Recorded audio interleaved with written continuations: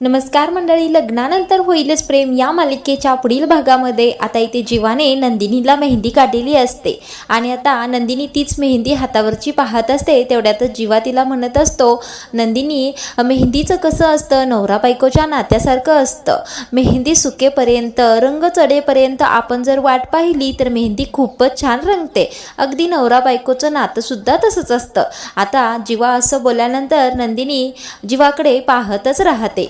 आता जीवा आणि नंदिनीमध्ये प्रेमाचे रंग सुरू होणार का, तेच आपण पुढील भागांमध्ये पाहणार आहोत. आता इकडे पार्थ मात्र काव्यावर खूपच चिडलेला असतो. म्हणजे काव्या मानिनीला मदत करण्यासाठी किचनमध्ये असते आणि इकडे तोपर्यंत तिचा ऑनलाईन क्लास संपलेला सुद्धा असतो. आता पार्थ चिडतो. तो म्हणत असतो, तुम्ही तिथे ब्रेक घेण्यासाठी गेला होतात आणि तिकडेच थांबलात, तोपर्यंत तुमचा इकडे क्लास संपला सुद्धा आहे. आता काव्या लॅपटॉपवर जाऊन पाहते तर खरंच क्लास संपलेला असतो.